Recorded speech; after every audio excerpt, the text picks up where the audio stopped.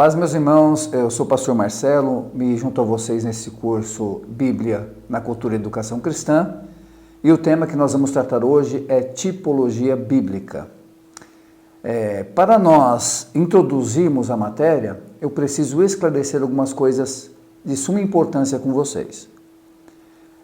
A primeira delas é que nós não podemos confundir alegoria com tipologia. Por que eu introduzo assim esse assunto?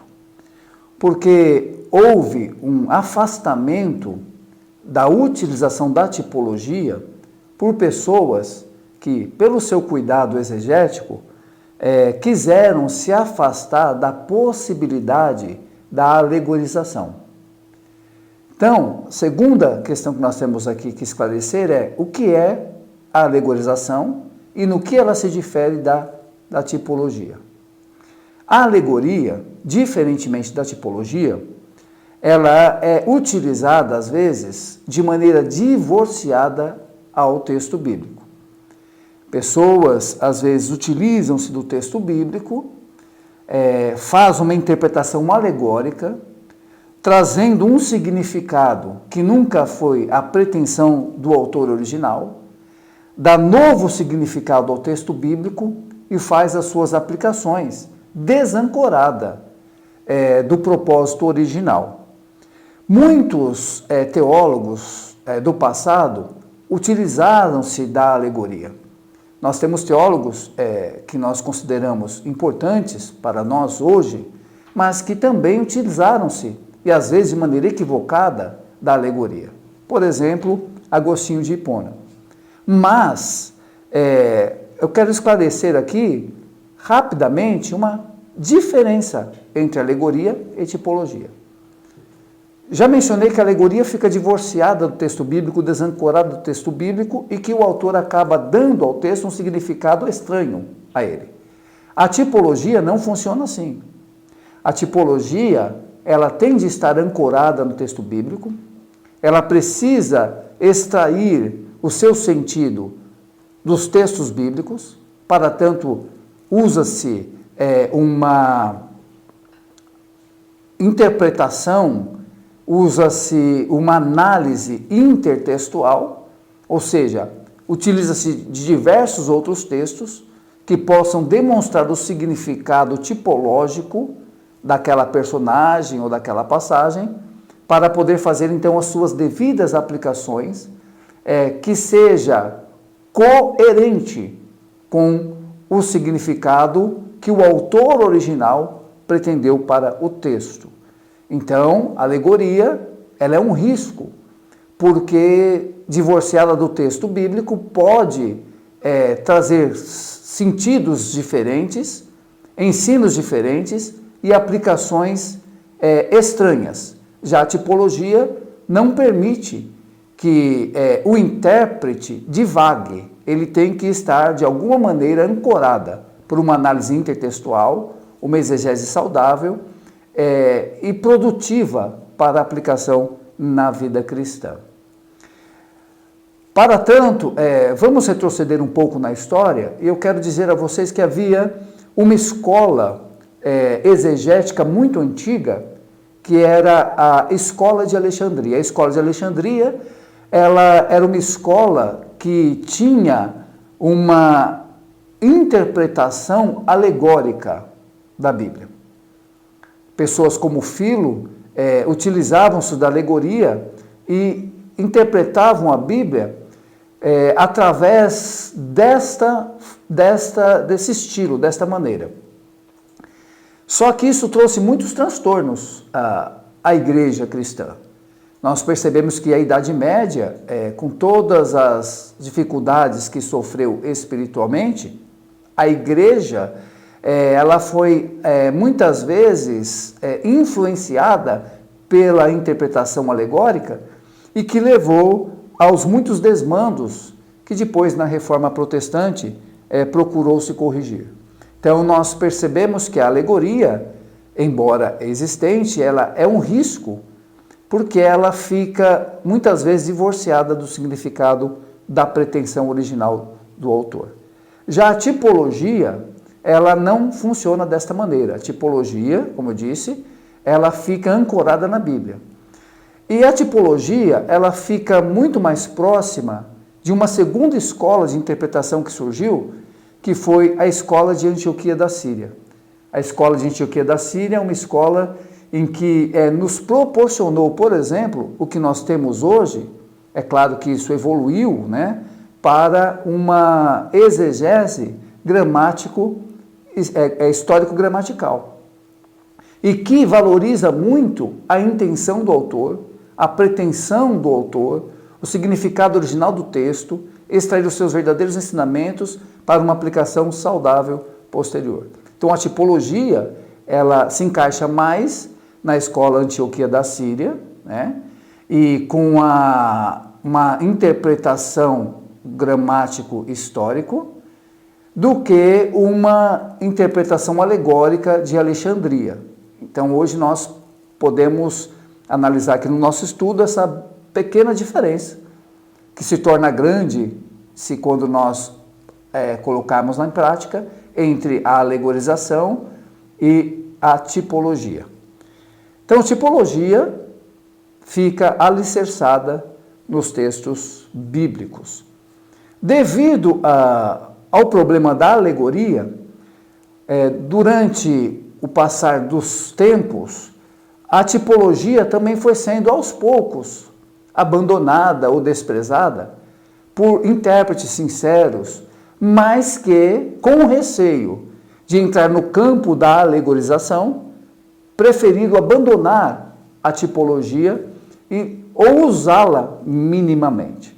Mas hoje nós vamos ver que a tipologia bíblica, e não só a tipologia, mas símbolos e figuras, elas são importantes, e os escritores neotestamentários, principalmente, fizeram uso dela para poderem transmitir a sua mensagem e trazer luz ao significado dos textos do Antigo Testamento para os leitores e ouvintes do Novo Testamento. Então, usando-se de tipologias, usando-se de símbolos, de figuras, os autores do Novo Testamento puderam esclarecer passagens do Antigo Testamento aos seus leitores e ouvintes. Assim sendo, utilizando-se então da tipologia, alicerçado nos textos bíblicos, nós vamos perceber a importância que a tipologia, bem utilizada, tem para entendermos o significado dos textos bíblicos, especialmente do Novo Testamento. Nós precisamos também deixar muito claro aqui que a tipologia bíblica, ela deve ser usada com critério. Ou seja, quando é que eu posso afirmar que uma personagem, uma passagem, é tipo de alguém ou de alguma situação relativa ao Antigo Testamento, fazendo uso do Novo?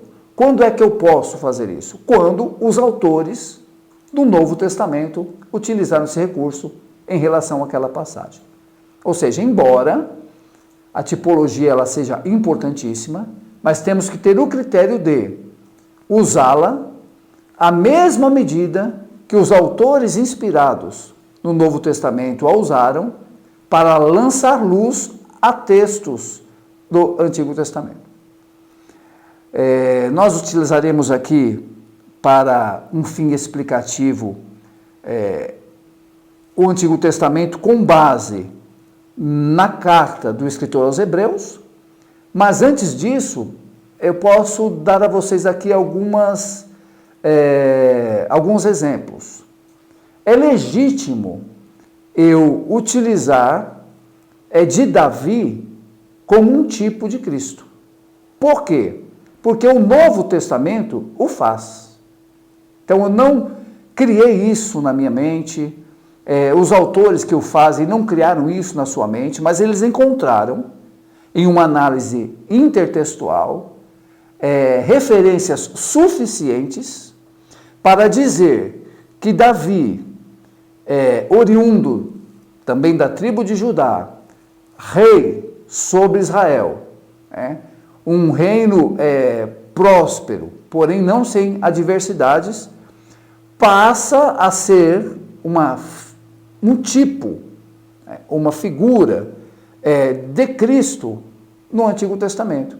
E nós vemos no Novo Testamento Cristo, até por ser descendente de Davi, que assumirá o trono eternamente, sendo um tipo, Davi, um tipo de Cristo no Novo Testamento. Importa dizer que existe tipo e antítipo. O tipo, ele é imperfeito. O antítipo, ele é perfeito. O tipo é a sombra. O antítipo, ele é o objeto. Se você analisar uma sombra projetada em uma superfície, se você teve já contato com o objeto cuja a sombra é projetada, ao olhar para a sombra, você pode ter uma ideia de que objeto pode ser aquele. Mas você tem uma ideia vaga, você não tem uma plena certeza porque você não conhece os detalhes. Você pode ver a sombra de uma pessoa em uma superfície e não determinar qual é esta pessoa. Você sabe que é uma pessoa, mas você não sabe quem é a pessoa porque você não pode, pela sombra, observar os detalhes. Então, o tipo, ele é a sombra, é imperfeito. O antítipo é o objeto, ou seja, o que originou o resultado daquela sombra. Então, perceba que quando nós olhamos para os tipos, nós estamos olhando para as sombras. E quando nós olhamos para o antítipo, para o cumprimento do tipo, nós estamos olhando para o objeto. Então, Davi, no exemplo anterior, ele é o tipo de Cristo. Não significa que ele é perfeito, que ele foi perfeito como é Cristo, que ele não cometeu erros, equívocos, não. Em alguns aspectos da sua vida, especialmente concernente ao seu reino, ao seu reinado, à sua posição, a sua importância para Israel, ele é um tipo. Mas o antítipo, ele é perfeito, que é Cristo, que se assenta no trono, que reinará eternamente. Então, Davi é o tipo e Cristo é o antítipo. Então, o tipo é imperfeito e o antítipo é perfeito. O tipo é a sombra, o antítipo é o objeto. No tipo, você só vê a silhueta e não os detalhes. No antítipo, você vê e enxerga perfeitamente os detalhes. Nós temos um outro exemplo para deixar para vocês. Veja que o tipo está sempre sendo ancorado no texto bíblico. Não há aqui uma criatividade do intérprete, mas é a referência, e em alguns casos, inferências bíblicas que levam a determinar se uma passagem, uma pessoa, é um tipo de algo, alguém que se cumpre no Novo Testamento. Nós temos uma passagem bíblica em que Paulo fala a respeito de Agar como a escrava, a Jerusalém terrestre, e Sara como a livre, a Jerusalém celeste. Ora, obviamente, Paulo pega uma passagem bíblica, uma história bíblica entre Agar e Sara, e ele vai, no Novo Testamento, utilizar-se, podemos chamar até de metaforicamente, mas mesmo dentro desta metáfora nós encontramos os aspectos tipológicos, ele vai aplicar isso, essa história entre Sara e Agar, ele vai aplicar isso no Novo Testamento, dizendo que Agar é uma metáfora, e aqui eu vou colocar a característica de tipo da Jerusalém terrestre, que é escrava. E Sara, uma metáfora, eu categorizo aqui como tipo da Jerusalém celeste, que é livre. Veja, eu posso utilizar-se desse argumento e utilizar da tipologia, neste caso, por quê? Porque autores do Novo Testamento, inspirados pelo Espírito Santo, utilizaram-se dos textos do Antigo Testamento e deram este significado àquela passagem para a compreensão dos seus leitores. Assim sendo, eu estou autorizado a utilizar desse tipo. Agora, o que eu não posso, de maneira alguma, é fazer isso em todas ou qualquer passagem bíblica, ao bel prazer, sem estar ancorado, sem ter referências necessárias e importantes, senão eu entro no campo da alegoria, e aí entramos em um problema sério que levou, inclusive, à minimização do uso de tipos por pessoas sinceras que não querem alegorizar o texto bíblico. Então, tipos devem ser usados, são importantes, mas eles precisam estar realmente ancorados na própria Bíblia Sagrada. Assim sendo, gostaria de discorrer com vocês, ler aqui uma passagem em Hebreus, escritor aos Hebreus, no capítulo de número 10, que diz assim: ora, visto que a lei tem sombra dos bens vindouros, não a imagem real das coisas, nunca jamais pôde tornar perfeitos os ofertantes, com os mesmos sacrifícios que, ano após ano, perpetuamente eles oferecem.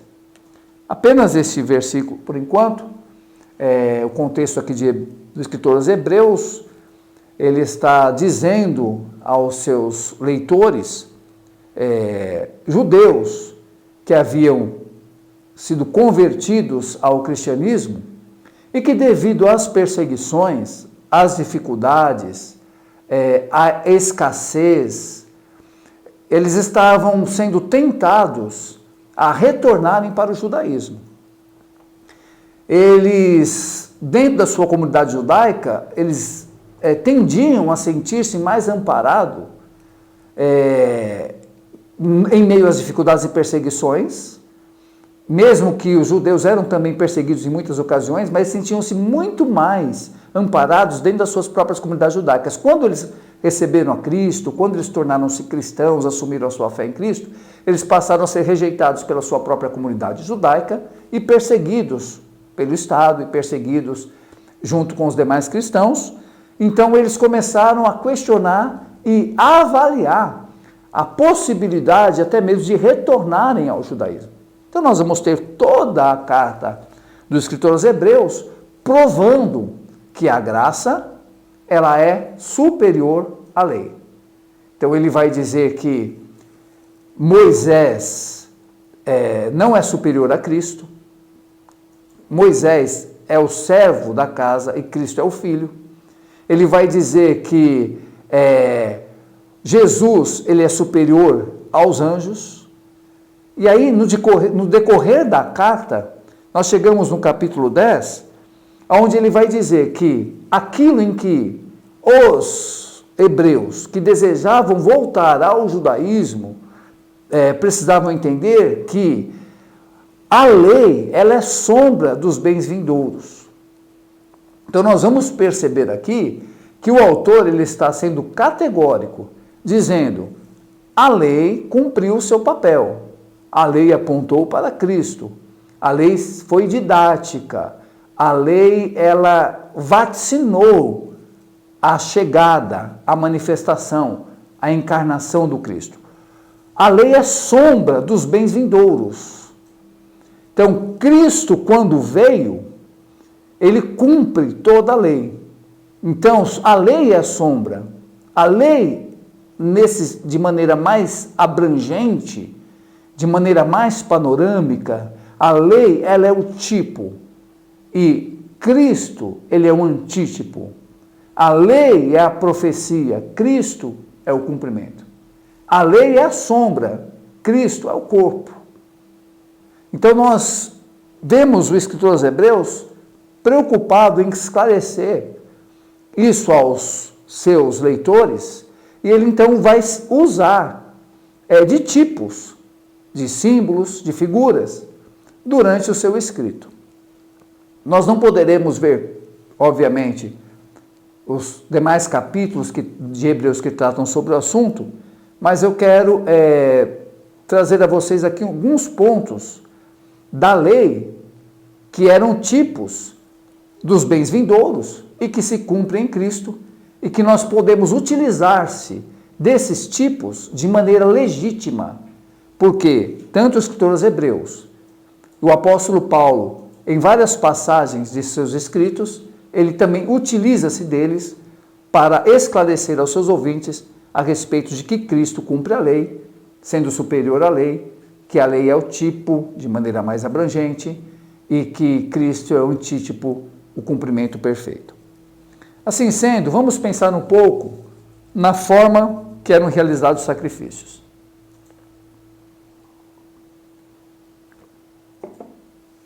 Nós temos no Antigo Testamento, e aqui não vai ser possível pormenorizar, porque são muitas informações, mas vamos trabalhar de maneira um pouco mais abrangente, mais panorâmica.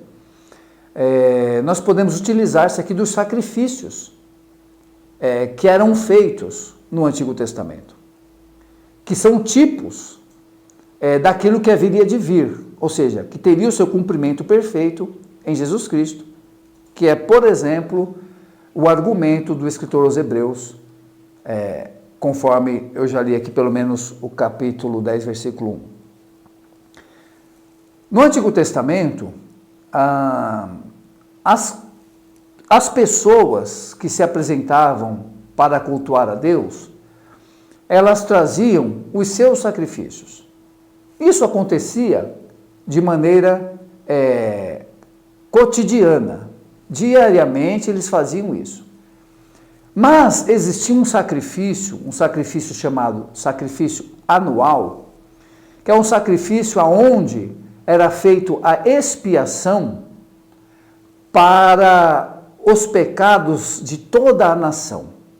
Então, diariamente, lá no tabernáculo no deserto, depois lá no templo em Jerusalém, traziam-se sacrifícios, oferta pacífica, sacrifícios de pecado por ignorância, diversos sacrifícios de purificação, etc, etc. Não é desses que eu vou poder falar aqui, porque são muitas minúcias. Mas estou falando deste anual, que era feito pelo pecado de toda a nação de Israel. Nós vamos perceber que esse sacrifício, ele era realizado, vamos retroceder um pouquinho e pensar lá nas jornadas do povo de Israel no deserto, falando do tabernáculo. Esses sacrifícios, a princípio, eles eram realizados após a construção do tabernáculo, naquele ambiente. O próprio tabernáculo em si, ele tem significados tipológicos e que nós podemos extraí-los por uma análise intertextual para imprimir o seu sentido. Veja, se nós utilizássemos aqui de um mapa ou de uma maquete do templo, nós veríamos o seguinte: ao chegar no limiar do templo, que era protegido por um cercado, feito de panos finíssimos, ao entrar no limiar ou ultrapassar o limite do templo, nós chegaríamos ao que é chamado átrio. Naquele átrio havia um objeto importante, que era o altar do holocausto. O altar do holocausto era o lugar aonde, por exemplo, eram feitos sacrifícios diários e também o sacrifício anual, que era a propiciação pelos pecados do povo ou de toda a nação de Israel. Aquele altar de bronze, o altar do holocausto, nele era feito o sacrifício, além do, repito, diário ou anual, Então nós vamos nos ater no sacrifício anual agora. Da seguinte maneira, era trazido ao sacerdote um bode, chamado bode expiatório, porque ele servia como processo simbólico ou tipológico da expiação. O sacerdote, ele colocava suas mãos sobre aquele bode expiatório, confessava o pecado ou os pecados de toda a nação de Israel, e depois, pela mão de alguém escolhido, este bode era levado e deixado no deserto.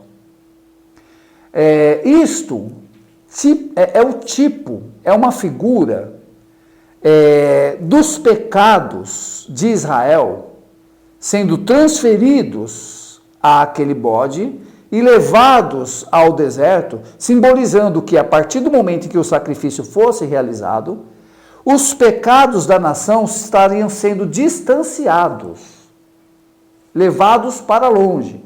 Veja a importância de que era feita a propiciação, ou seja, era um ato para que Deus, o sacrifício anual era um ato para que Deus viesse tornar-se propício à nação de Israel, através do rito realizado, ou seja, o rito do sacrifício.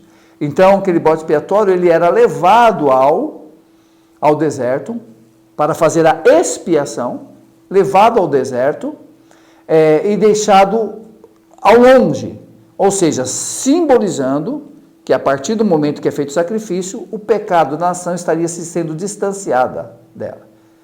Mas isso não resolvia o problema de uma vez por todas, e nós vamos retomar isso, para entender a importância da tipologia.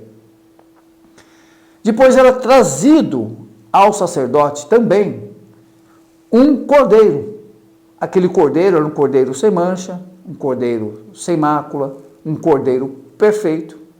Esse cordeiro, antes de ser levado e entregue para ser sacrificado, ele tinha que ser separado e analisado por um período de tempo para que houvesse a possibilidade de perceber se nele havia alguma mancha, algum defeito ou apresentasse alguma doença. Se aquele cordeiro tivesse algum defeito, alguma doença, ele não poderia ser oferecido como oferta pelo pecado do povo. Mas uma vez guardado por 14 dias e observado, então o sacerdote, vendo que não apresentou naquele cordeiro nenhuma mancha, defeito, ele poderia então sacrificar aquele cordeiro no lugar do povo, para propiciar o pecado do povo, para expiar o pecado do povo. Então este cordeiro, guardado por 14 dias e observado, e depois oferecido no altar, obviamente que esse cordeiro, ele é um tipo de Cristo no Antigo Testamento. E por que é que nós podemos afirmar isso com toda convicção e certeza? Além das inferências dos detalhes que eram realizados no sacrifício, além disso, nós podemos ver o próprio João, quando Jesus vai dar início ao seu ministério, após ter sido batizado nas águas e passando pelo local em que João estava junto com seus discípulos, João aponta para Jesus e diz: este é o Cordeiro de Deus que tira o pecado do mundo. Veja que no Antigo Testamento, o sacrifício daquele cordeiro, ele servia para propiciar ou expiar o pecado do povo, mas isso era feito anualmente. É o que o escritor aos Hebreus vai dizer aqui no capítulo 10, onde nós lemos o primeiro versículo. Aquele sacrifício ele era repetido anualmente. Por quê? Porque ele não resolvia de vez o pecado. Ele afastava o pecado do povo até o próximo ano. No próximo ano, o sacrifício era repetido novamente. Mas quando Cristo, que é o verdadeiro Cordeiro que tira o pecado do mundo, ele não cobre, ele tira o pecado do mundo. Quando veio o verdadeiro Cordeiro, o sacrifício anterior tinha que ser revogado. O sacrifício anterior não podia ter continuidade, porque agora o sacrifício perfeito foi realizado. O sacrifício anterior, o cordeiro, que era imolado lá no altar do holocausto, em falando do tabernáculo, ele era um tipo do Cristo que viria no Novo Testamento. Ele era a sombra, mas Cristo, ele é o bem vindouro, conforme o escritor aos Hebreus disse. Vindouro, claro, para aqueles que o esperavam. Para nós, ele é uma realidade, pois ele já veio, ele já se manifestou. Então veja que nós temos aqui a possibilidade de determinar tipo e antítipo, não divorciado do texto, não desancorado do texto, mas porque o texto assim nos permite fazer, com base na premissa e na própria afirmação de João, que Jesus é o Cordeiro de Deus, que tira o pecado do mundo. Então, se Cristo, ele é o antítipo, o cumprimento do tipo, o tipo lá, o Cordeiro, era analisado por 14 dias para depois ser apresentado ao sacrifício para ver se não havia nenhum defeito nele. Cristo, durante seu ministério terreno, cerca de 3 anos e meio aproximadamente, ele pôde dizer aos seus adversários, aos seus questionadores, aos seus opositores, quem é que pode me convencer de pecado?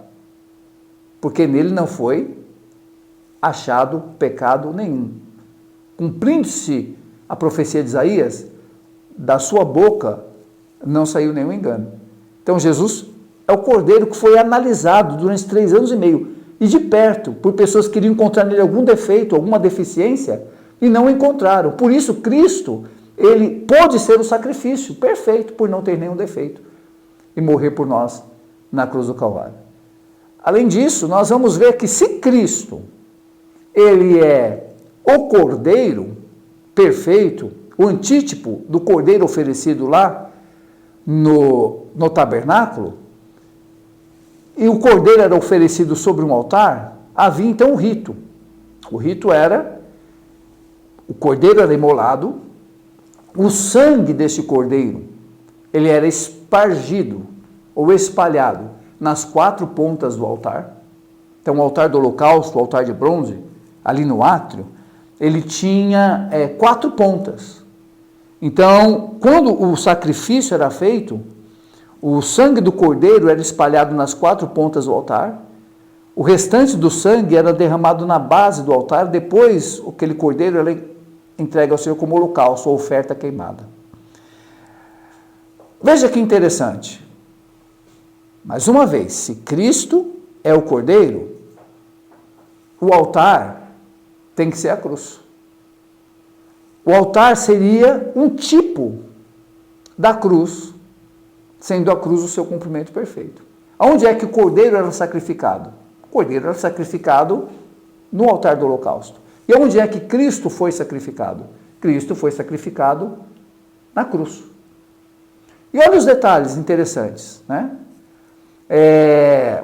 O sangue do cordeiro era colocado nas 4 pontas do altar e na base do altar. E aí nós temos Cristo sendo pregado na cruz. Não amarrado, como alguns querem dizer. Pregado na cruz. Então, os cravos eram fixados nas mãos entende-se aqui a parte do pulso, né? Porque senão daria sustentação para suportar o peso do corpo. Então, os cravos eram pregados nas mãos e nos pés de Jesus. Os pés eram unidos e um único cravo atravessando os 2 pés, pregando-o na cruz. Então, veja bem, quando uma das mãos de Jesus foi cravada na cruz, untou-se uma ponta do altar. Lembra-se que o sangue do cordeiro era espalhado nas 4 pontas do altar? Então, quando uma das mãos de Cristo foi cravada na cruz, untou-se uma ponta do altar. Quando uma outra mão de Cristo foi cravada na cruz, untou-se a segunda ponta do altar. Quando os seus pés foram cravados na cruz, untou-se a terceira ponta do altar. O sangue foi aspergido ali. O termo correto é nem untar, né? O sangue ser aspergido ali. E aquela coroa de espinhos que foi colocada na cabeça de Jesus, que, obviamente, por ser um lugar bastante sensível, né, jorrou ali muito sangue e untou-se a quarta ponta do altar.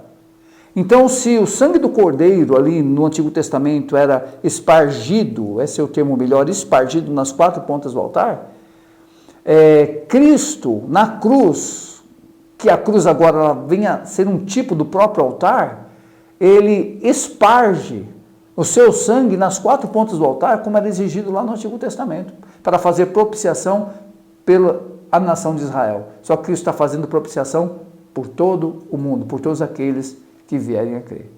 Mas faltou a base do altar, porque no final o restante do sangue era derramado na base do altar. Mas os 40 açoites que Cristo levou e que esfacelou as suas costas, quando Cristo encosta naquela cruz, unta também a base do altar. Então, se o cordeiro do Antigo Testamento é Cristo, o altar é a cruz. Isso cumpre-se plenamente, cabalmente, aqui no Novo Testamento. Cristo, o sacrifício perfeito. Se nós continuássemos olhando aqui para o tabernáculo, então vamos analisar alguns outros pontos. Depois, o sacerdote, depois que ele fazia o sacrifício pela nação, ele até descia do altar e na frente dele tinha ali uma pia de bronze, que era onde ele se lavava, tirava suas vestes usadas para o sacrifício, lavava-se e colocava novas vestes para poder adentrar no santo lugar, para depois no Santo dos Santos. Lembrando que no Santo dos Santos, apenas uma vez por ano, e não todos os sacerdotes, mas apenas o sumo sacerdote. Então ele lavava-se naquela pia de bronze e trocava suas vestes para adentrar no santo lugar agora. Então, esse lavar aqui, ele é muito importante porque ele tem uma representatividade muito grande no Novo Testamento.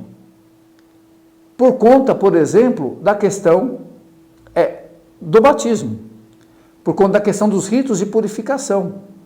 Então, a ideia aqui é que aqueles que recebem, que chegam no altar, que é a cruz, que chegam no sacrifício, que é o Cristo imolado naquela cruz, uma vez se deparando com o altar, entendendo que esse sacrifício é propiciatório ou expiatório, a pessoa passa por um processo de purificação. Então, o sacerdote, ele tirava aquelas vestes usadas no sacrifício, se lavava na pia de bronze e colocava novas vestes para adentrar no santo lugar. Então, quando uma pessoa ela chega ao altar do holocausto, que é Cristo, obviamente ela vai passar por um processo de purificação. Um processo ela vai ser perdoada dos seus pecados, ela se entregará ao batismo, ela será purificada, santificada, para poder estar na presença de Deus. Então, o sacerdote agora, depois desse rito de purificação ali na pia de bronze, da sua lavagem ali, ele entra no santo lugar. E no santo lugar nós temos alguns tipos também. Porque ao entrar no santo lugar, havia-se, para quem olhava de fora para dentro, né, ao entrar, havia do lado esquerdo um candelabro, do lado direito a mesa dos pães da preposição, que era trocado todos os sábados, e à frente havia um altar de incenso. De frente ao altar de incenso havia a cortina que separava o santo lugar do Santo dos Santos. Ora, nós temos tipos aqui. Tudo aquilo eram sombras dos bens vindouros. Então veja, há alguns autores que colocam o candelabro como tipo do Espírito Santo e a mesa dos pães da preposição como tipo da palavra.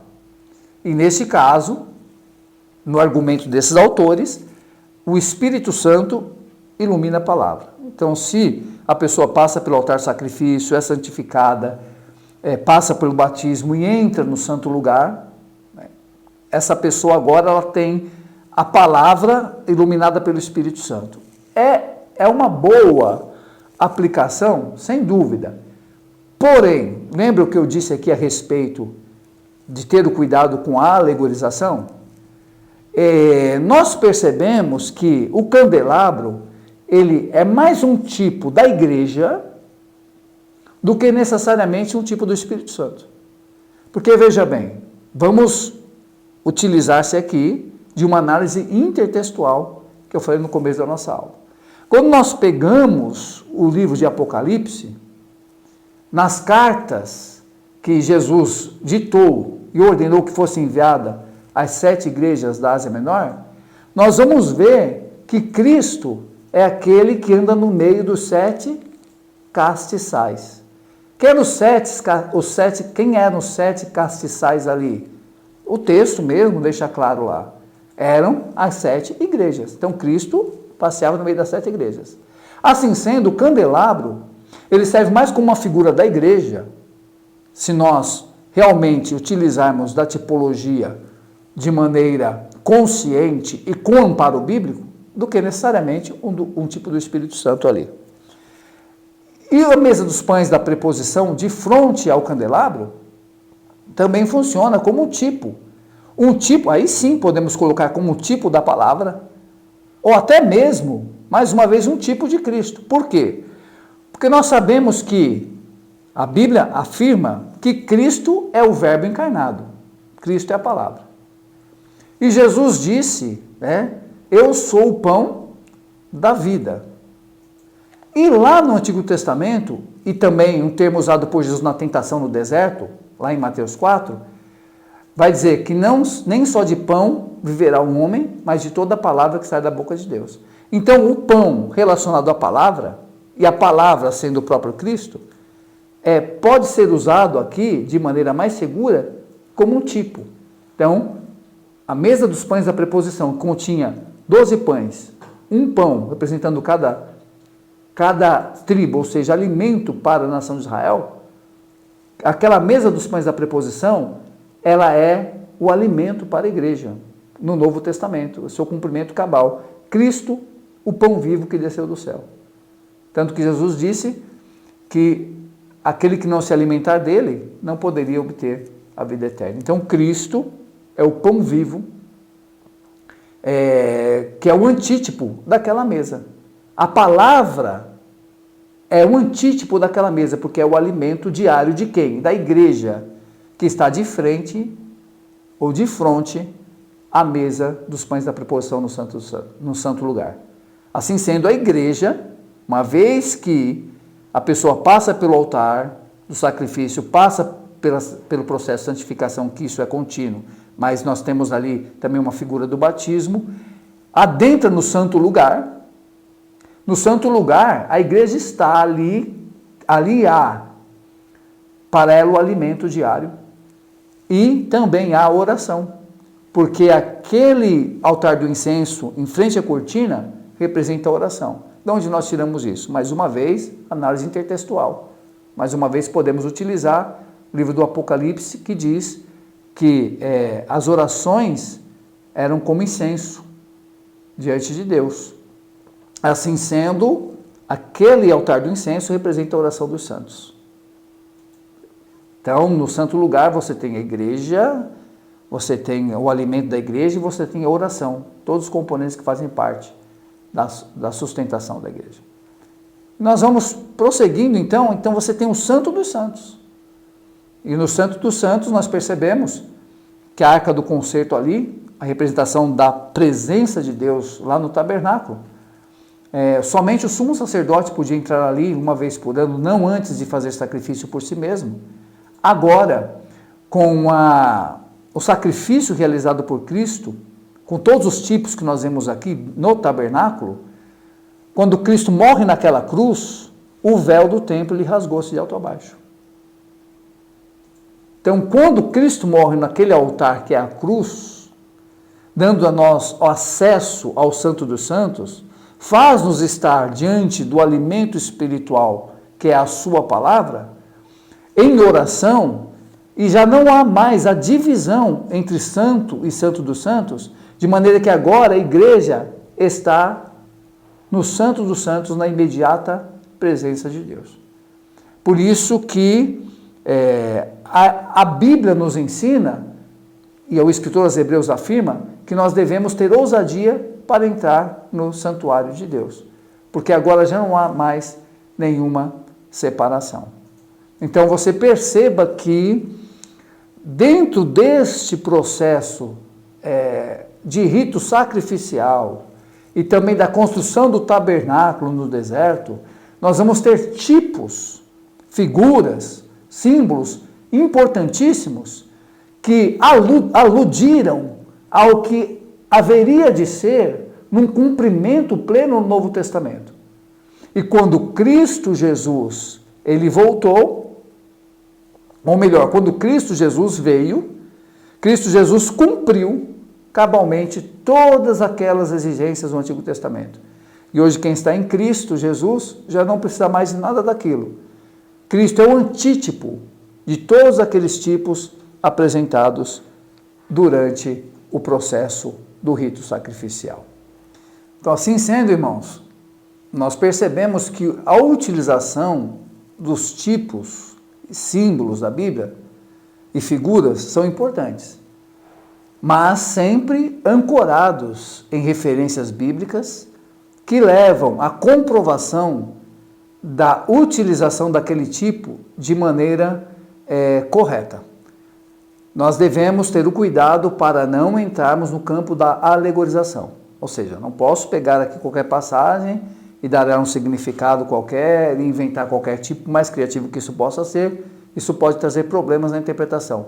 Mas utilizando-se de maneira correta dos tipos da Bíblia, nós podemos extrair dali ensinamentos importantes com base no que os autores do Novo Testamento fizeram.